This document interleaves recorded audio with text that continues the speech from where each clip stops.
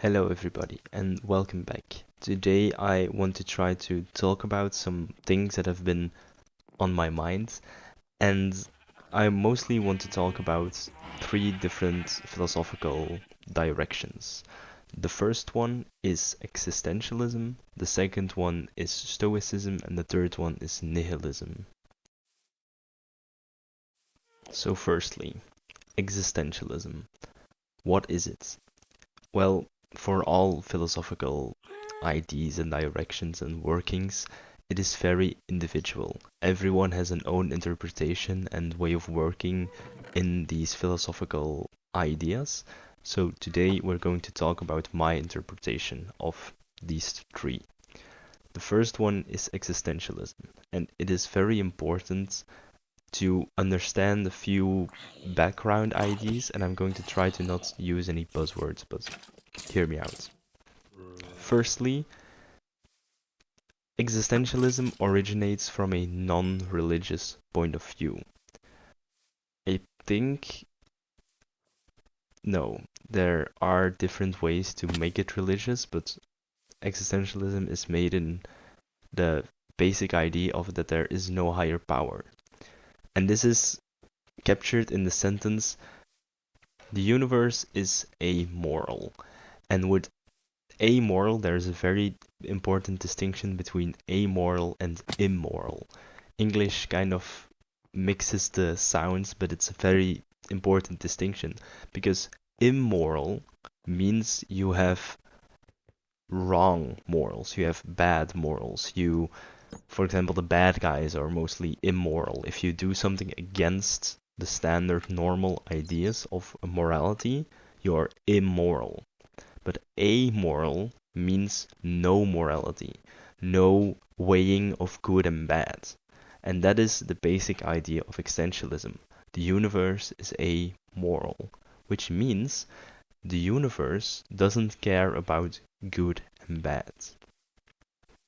This immediately throws things like karma and red strings or the divine will out of the window, because all of those weigh good and bad against each other.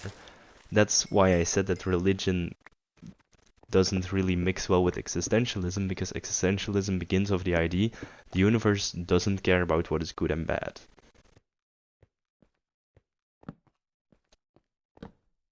So this is kind of something completely different, but if you employ the idea of karma and you start with if you work in the whole house, the idea of karma is you do something good, so something good will happen to you.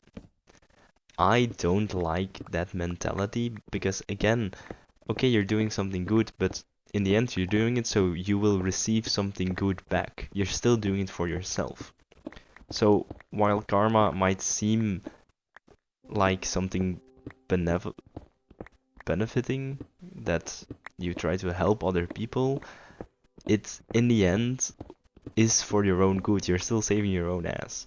But anyway, when things like karma and fate and a guardian angel get thrown out of the window, when we say the universe is amoral and doesn't care about if I do good or bad, the immediate next question is, why would you do good? And you can counter this with the simple question of, why would you do bad? This is the discussion that a lot of non-religious people have, and the religious answer for why you would do good is like we just said, because there are higher beings that control you and make you do good. But why do you do good as a non-believer? For everyone, there's a different reason. But when this problem, I mean, it's not really a problem, but when this idea gets presented, there's a very interesting metaphor. So imagine that you and some people you know get on a ship to explore the world. And you carry everything you have on the ship, and you start sailing from your safe haven. But then, when you start your journey, someone comes down and says, there is a 100% chance your ship will sink. I've looked into the future, or I am from the future, I don't care, but you know your ship will sink. You will never again dock in a safe haven. What do you do while on the ship? You could start crying and being bitter all of the time and just not talk to anybody, or even jump over the side. That's nihilism, but we'll get there. Or you could do something else. You're there with your friends, so I'm going too fast. Nihilism is a very negative way, like I just said, and a lot of people intuitively won't choose the nihilistic approach. So what keeps us from being nihilistic? It's the people around us. When we are on said ship, not a lot of people will immediately jump overboard, but what do? We talk to people, we sit together, and we make each other's time worth it. So in the end, we kind of have this we're all in this together mentality. And that's also what existentialism tries to bring up. When you get born, you leave a safe haven, and the only thing you know is one day I'm going to die. And between now and the day I'm going to die, the universe won't care about if I do good or bad. So what should I do? What you should do is completely up to yourself. Again, like I said, you could do bad because you won't get punished. Not in the divine sense, at least. There are still laws and such. But you could also do good. And it might be a little naive, but existentialism goes out of its way to say, if nothing matters, then do good. Because then you'll at least soften the suffering of others, or at the very least not make them suffer more. It's a altruistic idea, but in the end it is a mentality that if enough people adopt it, they will band together and help each other. Help each other so they firstly won't suffer, secondly won't annoy each other, and thirdly maybe even make something better. And in practice, this is something that we do often even. The whole idea of we're in this together, or I'm going to help my friends and family even if it is not for my own benefit, those are all fundamentally existentialist ideas. It doesn't have the label existentialism, but that's mainly what existentialism is. Even if it is in your best benefit to be egoistical and not do something, or don't look out for other people, you will still do it because they are your fellow people and you'll try to help them as much as you can. That is the core concept of existentialism.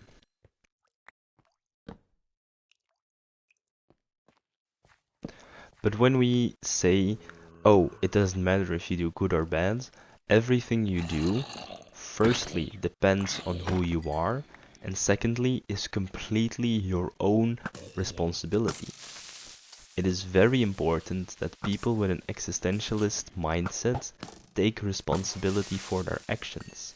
And that seems, to a lot of people, scary, because everything you do is your fault. And you could say your fault negatively and positively. Every good deed you do in your life is your making. But every bad deed you do in your life is also your making. And that's where religion is, by some existentialists, seen as a scapegoat, where you can say, oh no, it was the temptation of Satan, or it was the divine gift from God that made me do this and this. It takes away the responsibility of the person, while existentialism forces the responsibility on said person. The idea of existentialism is very individualistic. You are what you do, and what you do makes who you are.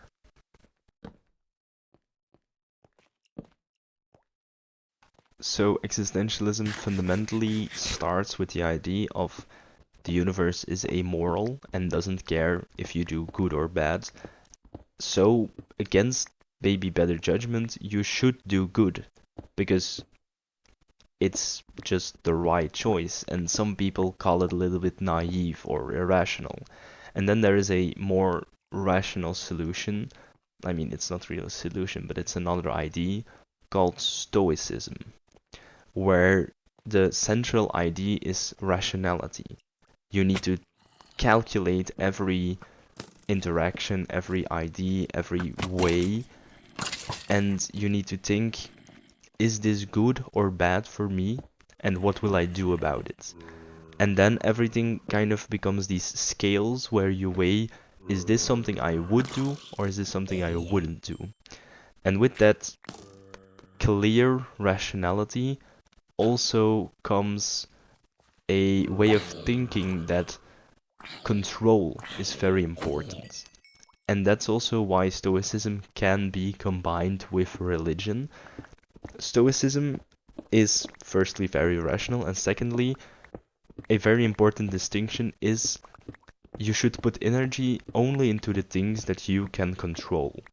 If you can't control something, why even bother trying to control it? Why even bother putting energy and time and effort to try to change something that you can't?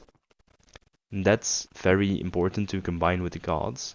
Stoicism was firstly built up in the Greek and Roman time, where polytheism was still a thing. So if the gods put on a will to you or your city or your people, don't try to change it because you can't. So why even bother? Why even put energy into changing it? But if there are things you can change, like war or politics or economics, do everything in your power to change it the way you want.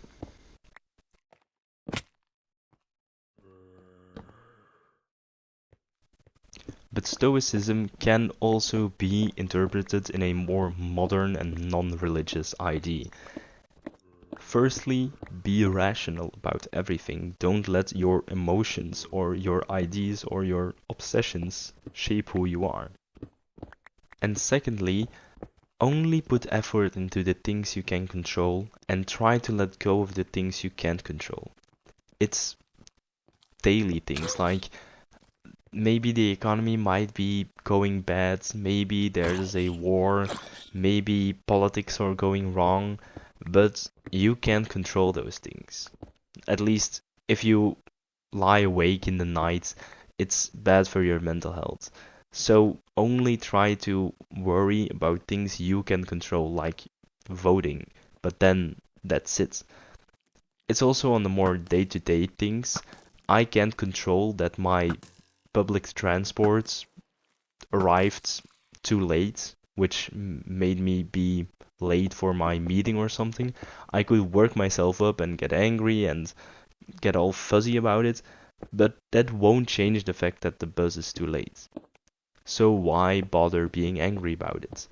You should save your energy for things you do need it for.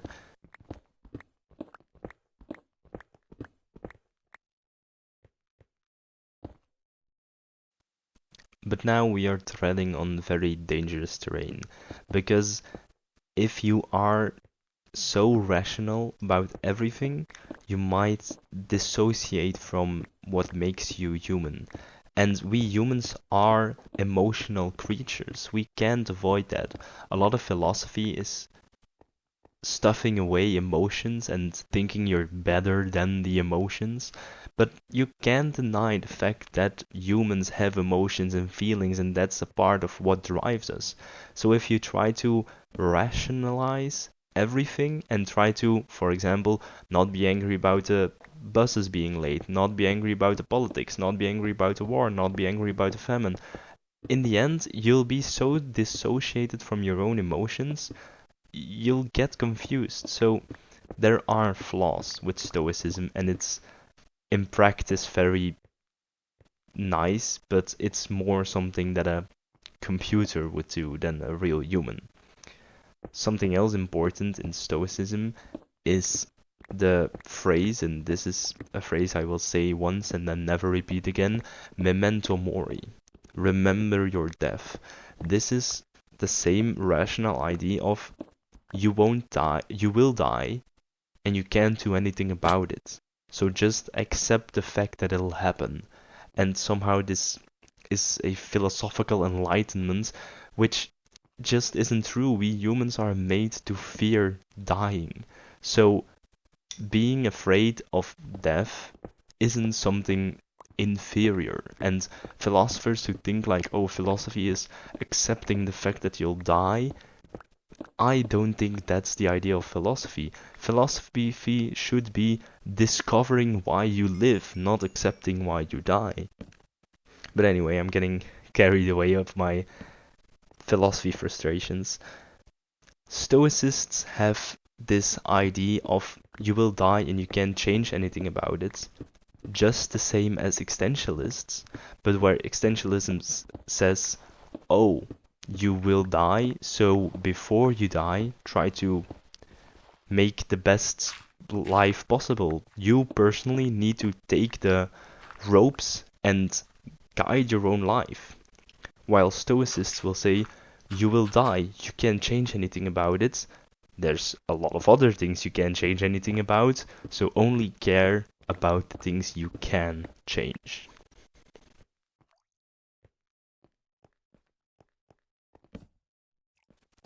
And the beautiful part is that most of the time you can even combine the two ideas. Rationality and making the world a better place aren't mutually exclusive. But we've talked a lot about you can die, you will die. It is the maybe only certainty in life that you will die. So, like I mentioned in the beginning, there are some people who say, why even bother? The problem with this is that it's fundamentally very depressive. There's not a lot of people who like get born or are at their teenage or 20 years and they say, oh well, in 60 years I'm going to die. Why even bother living those 60 years? In a non-religious context, the answer is because that's the only time you get. In a religious answer, it might be something like, oh, because then I won't go to heaven, but we're not talking about religion today. The nihilists that follow the flow of nihilism have the idea of the world is immoral. The world is unjust, and putting someone on this earth is just a continuous series of suffering and misery. So why even bother enduring all of this suffering and misery to in the end die?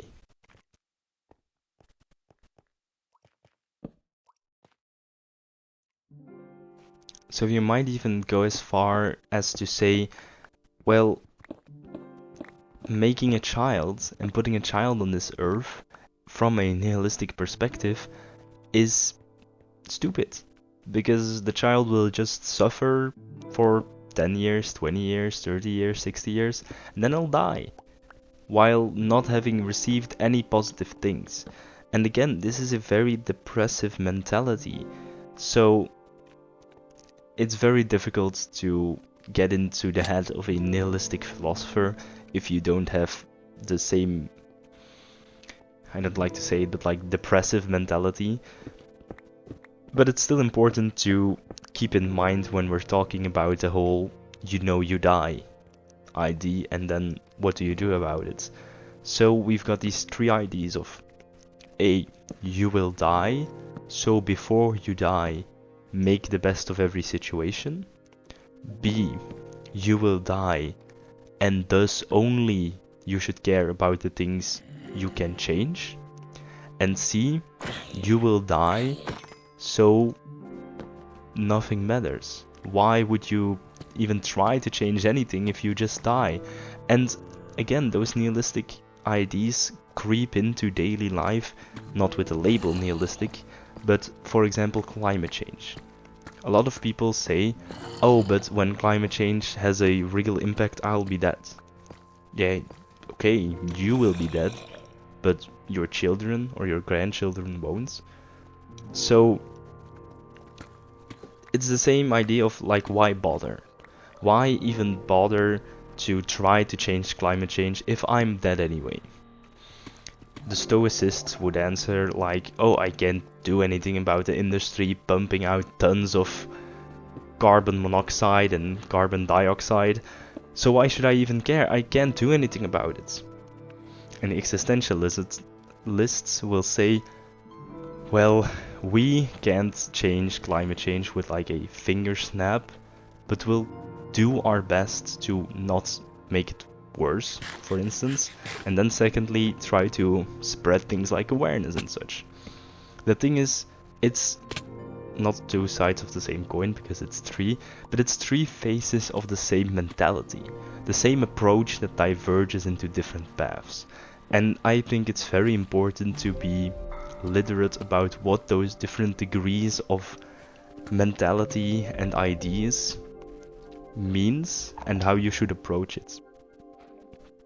If you want to hear more about it, I'm always glad to talk more, but I don't want to drag this out. I want to make multiple episodes and talk about different topics. If you want me to put the topics more into perspective one by one instead of all clumped together, I will, but for now, this was the episode. Thank you very much for listening to me, if you're still listening.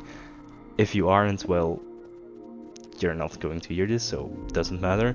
If you are, thank you very much, and I hope I will hear you in the next episode.